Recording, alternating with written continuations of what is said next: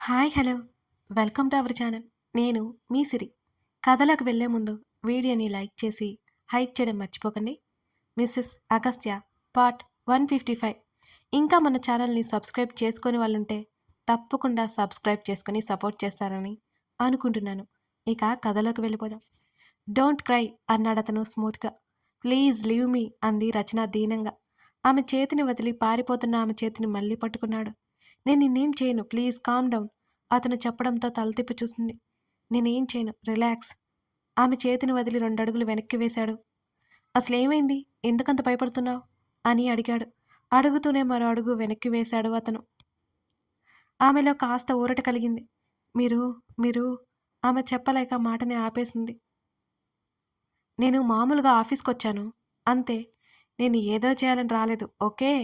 ఆమె కళ్ళల్లోకి చూస్తూ అరచేయి చూపిస్తూ సరేనా అన్నట్టు మాట్లాడాడు.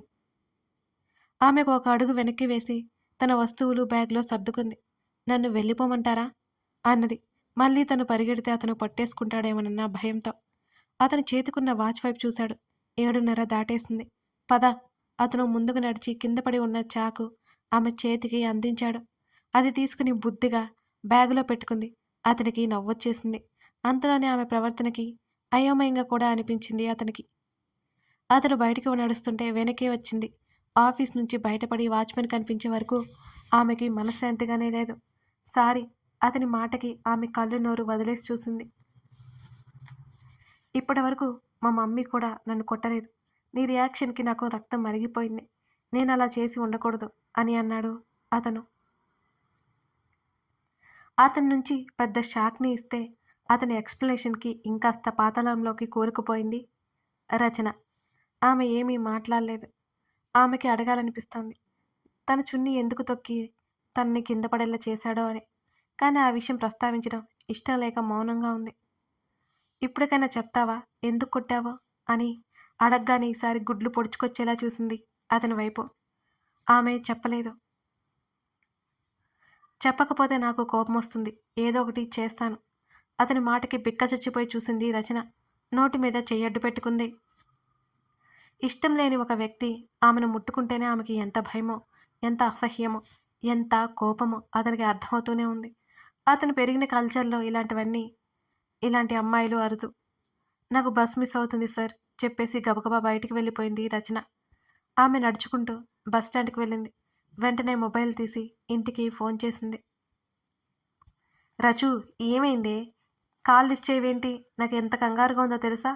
ఆవిడ కంగారుగానే అడుగుతోంది. అమ్మా, ఎక్స్ట్రా వర్క్ ఇచ్చారు, అదంతా కంప్లీట్ చేసుకుని ఇప్పుడే బయటకొచ్చాను. బస్టాండ్లో ఉన్నానమ్మా అన్నది రచన. జాగ్రత్తరా, చీకటి పడింది. నువ్వు ఇంటికొచ్చే వరకు కాల్ కట్ చేయకు. ఆమె కంగారు ఆమెది. పర్లేదమ్మా, బస్టాండ్లో జనాలు ఉన్నారులే, నేను జాగ్రత్తగానే వచ్చేస్తాను అని ఆమె చెప్తుండగానే బస్సు రావడం, జనాలు ఎక్కేయడం, బస్సు వెళ్ళిపోవడం జరుగుతుంటే గబుక్కున ఫోన్ పట్టుకొని పరిగెత్తింది రచన. అప్పటికే బస్సు వెళ్ళిపోవడంతో ఆమె నీరుగారిపోయింది ఒక్కసారిగా. ఏమైంది, మాట్లాడవేంటి, ఆ శబ్దం ఏంటి ఆమె కంగారుగా అన్నది. బస్ మిస్ అయింది అని చెప్తే తల్లి భయపడుతుందని. ఏం లేదమ్మా, బస్ వస్తుందా లేదా అని చూస్తున్నా. నువ్వేం కంగారు పడకు, నేను వస్తాను అన్నది రచన. సరే జాగ్రత్తగా, వస్తానమ్మా అంటూ కాల్ కట్ చేసింది. మరో పావుగంటైనా బస్సు రాలేదు. తప్పక ఆటో బుక్ చేసుకుంది రచన. ఆటో ఎక్కి తల్లికి కాల్ చేసింది. అది కూడా కాస్త భయంగా ఉన్న ఆటో డ్రైవర్ని చూసి. అమ్మా పిలుస్తూనే స్పీకర్ ఆన్ చేసింది రచన. రచు, ఎక్కావా అని అడిగింది ఆమె బస్సు అనుకొని. ఇప్పుడే స్టార్ట్ అయ్యాను అని చెప్పింది రచన. సరే జాగ్రత్తగా రా, నేను లైన్లోనే ఉంటాను అన్నది ఆవిడ. సరే అని స్పీకర్ తీసేసింది రచు. అమ్మా చెప్పు. కట్ చేయొద్దు. చేసే పర్లేదు. వద్దులేవే. ఏం కాదులేమ్మా, దగ్గరికి వచ్చేసాం అన్నది రచన. ఆవిడ మరికొన్ని జాగ్రత్తలు చెప్పి కాల్ కట్ చేసింది. అన్నయ్య, నువ్వు ఇక్కడే ఉన్నావా? తల్లి కాల్ కట్ చేసిన తర్వాత కూడా ఆమె మాట్లాడకుండా ఉండలేదు. మిర్రర్ నుంచి ఆటో డ్రైవర్ తనని గమనిస్తుంటే సన్నటి వణుకు పుట్టింది ఆమెలో. సరే అన్నయ్య, నువ్వు ఎదుర్రా. అబ్బా, కాల్ కట్ చేయనులే బాబు, అని చెప్పింది ఫోన్లోనే. ఆ! ఆర్డర్ నంబర్ ప్లేట్ పిక్ నీకు పెట్టాను చూడు. లొకేషన్ షేర్ చేశాను ఆల్రెడీ. Live location. అబ్బా! కట్ చేయనులే అన్నయ్య. ఇదిగో ఇంటి దగ్గరికొచ్చేసాం. హ్మ్. నాకదిష్టం లేదు. సరే, సరే, సరే. నీ ఇష్టం రా. నువ్వు అక్కడే రోడ్ మీద వెయిట్ చెయి. నేను అక్కడే దిగిపోతాలే. లోపల గుండెలు అదిరిపోతున్నా, బయటికి మాత్రం ధైర్యం నటిస్తూ రచన మాట్లాడుతోంది. అవతల తను ఎవరితో మాట్లాడట్లేదని తెలియకుండా చాలా జాగ్రత్త పడుతోంది రచన. అన్నా ఇక్కడే ఆపేయ్ ఆటో డ్రైవర్కి చెప్పింది. అతను ఆటో ఆపిన వెంటనే దిగిపోయి డబ్బు ఇచ్చేసింది. ఆటో అతను ముందుకు వెళ్ళిపోయాడు. మొబైల్ లోపల పెట్టుకుని చుట్టూ చూసిన ఆమెకి వెనకే కారులో వస్తున్న తన బాస్ కనిపించగానే ఒక్కసారిగా అదిరిపడింది. కొంపదీసి తన్ని ఫాలో అయ్యాడా ఏంటి? ఆమెకు చెప్పలేనంత కంగారుగా అనిపించింది. అక్కడ ఒక క్షణం ఆగకుండా వెంటనే వీధిలోకి పరిగెత్తింది రచన. పేరేమో అరవింద్, మనిషి ఏమో శాడిస్టు. ఈ డబ్బున్నోళ్ళంతా ఇంతేనా అనుకుంది రచన. అరవింద్ అలియాస్ తన బాస్ని పిచ్చి పిచ్చిగా తిట్టుకుని ఇంటి ముందు ల్యాండ్ అయింది. గేట్ తెరిచి లోపలికెళ్ళి తల మాత్రమే గేటు బయట పెట్టి చూస్తుంది రచన. ఇంకొక నిమిషం వరకు చూసినా ఎవరూ కనిపించలేదు. తన్ని ఫాలో అవ్వట్లేదు అనుకుని ప్రశాంతంగా ఇంట్లోకి వచ్చింది రచన. అప్పటికే బయట ఎదురు చూస్తోంది రచన తల్లి. అమ్మా, బాగా లేట్ అయిపోయింది కదా. ఇవాళ కూతురు చేతిలో ఉన్న బ్యాగ్ అందుకుంటూ అన్నది ఆవిడ. ఇవాళ బోల్డంత వర్క్ ఉందమ్మా, ఇంకా అవ్వలేదు. నైట్ కూడా చేయాలి. ఇంట్లోకి వచ్చి కుర్చీలో వాలింది. సరే సరే, నువ్వు త్వరగా స్నానం చేసిరాపో, కాస్త తిని ఆ తర్వాత పని చేసుకుందావు అన్నది ఆవిడ. రచన అలాగే ఓపిక లేకపోయినా ఫ్రెష్ అయ్యి వచ్చింది. ఇద్దరు కూర్చొని కలిసి మాట్లాడుకుంటూ భోజనం చేశారు. ఇవాళ జరిగిన విషయాలు తన తల్లితో చెప్తే ఆమె చాలా భయపడుతుందని రచన చెప్పలేదు కూడా. జీవితంలో ఒక రోజుతో పోయేది కాదు కదా. ఇలా ఎన్ని రోజులు లాక్కు రావాలో ఆమె నిట్టూర్చింది. రచు, చెప్పమ్మా, పెళ్లి చేసుకోవే, ఈ కష్టాలన్నీ తప్పుతాయి అన్నది ఆవిడ. ల్యాప్టాప్ ఒడిలో పెట్టుకుని కూర్చుని తల్లి వైపు చూసింది. నిన్ను చూసుకోవడం నాకు కష్టం కాదమ్మా. నన్ను చూసుకున్నావుగా నువ్వు ఇప్పటి వరకు. ఇప్పటి నుంచి నేను నిన్ను చూసుకోవాలి కదా. ప్రస్తుతానికి పెళ్లి మీద ఆలోచన లేదు. లేట్ అయింది కదా, నువ్వు పడుకో, నేను కాసేపు వర్క్ చేసుకుని పడుకుంటాను అని చిరునవ్వుతో చెప్పి ల్యాప్టాప్ వైపు కళ్ళు తిప్పి చూసింది. కూతురు వైపు కొన్ని క్షణాల పాటు అలాగే చూసి కింద వేసుకున్న పరుపు మీదే ఒక పక్కకి పడుకుంది ఆవిడ. పక్కనే ఉన్న ఫైల్ ఒకసారి చెక్ చేసుకుని పనిలో పడిపోయింది రచన. మరో గంట పట్టింది అంతా పూర్తయ్యేసరికి. టైం చూసిన ఆమెకి 11 గంటలైనట్టు చూపించింది. ఆవలిస్తూ ల్యాప్టాప్ క్లోజ్ చేయబోతుండగా కంపెనీ లోగో వివరాలు అవన్నీ కనిపిస్తుంటే క్లిక్ చేసింది రచన. CEO అరవింద్ నారాయణ్ పేరు చూసి భుజాలు కదిలించింది. తను పొరపాటు పడిందా, లేకపోతే తను మంచివాడా? అంటే ఆ రోజు తను ఎందుకు కొట్టిందో కూడా అతనికి తెలియదా, లేకపోతే డ్రామా ఆడుతున్నాడా? కాసేపు ఆలోచిస్తూ కళ్ళు మూసుకుంది రచన. మంచివాడు కాబట్టేగా నీ ప్రాణాలు తీయకుండా వదిలేశాడు. మరొకడైతే ఈ పాటికి నిన్ను నామరూపం లేకుండా చేసేవాడే, అంతరాత్మ హెచ్చరించింది. అది కూడా నిజమే అనిపించింది రచనకి. ఆ పొజిషన్లో ఉండి తన్ను వదిలేశాడు, పైపెచ్చు సారీ చెప్పాడంటే అతను తను అనుకున్నంత చెడ్డవాడు కాదేమో. అలా ఆలోచిస్తుండగానే మేనేజర్ గుర్తొచ్చి ఒళ్ళు జల్దరించింది రచనకి. అతని గురించి ఎవరికి చెప్పాలి, ఎవరికి చెప్పినా ఉపయోగమే ఉండదు. సాధు జంతువులా ఉండే గుంట నక్కలు వాళ్ళు. అలాంటి వారు బుద్ధి తెలిసి తనే జాగ్రత్తగా ఉండాలి.